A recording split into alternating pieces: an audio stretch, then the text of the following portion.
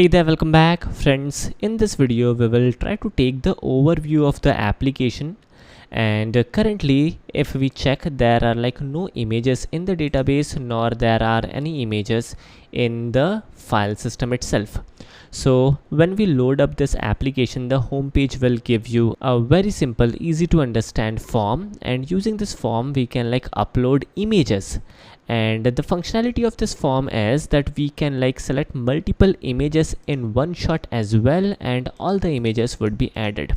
So in here we will like select multiple images and we will click on OK, and we will try to upload.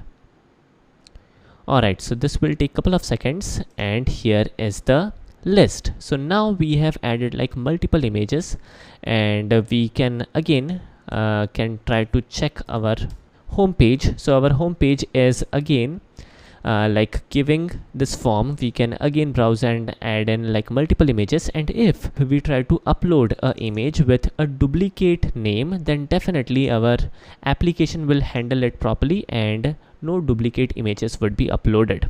Alright, so now moving forward, if we check this particular page, there are like couple of actions, right? So we can view the image.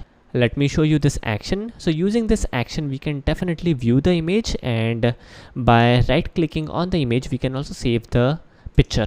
Apart from that, we are also displaying the file related information like file ID, file name, and couple of more things. Now in here we are not displaying caption and label because caption and label information are not available. Moreover, we are also providing link to home page and list available images page. Alright, so this is cool enough. Apart from that, we are also providing this particular form, update information form, using which we can like update information. For example, if we try to update the information for this small little image, label as for example crow and caption as black bird, and if we click on this update button, then the information would be updated, and this particular view, this particular table is now showing up the label and caption as well. So this is cool stuff.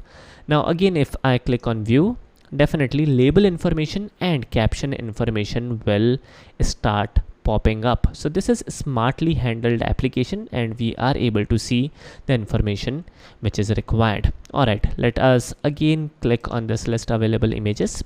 And finally, we are also having the functionality to delete an image. For example, again, if we try to delete this particular image where we have this black bird, then it will give us this warning, and if we click on OK, then the file would be deleted. So this is how the application is working, and this is something which we have built.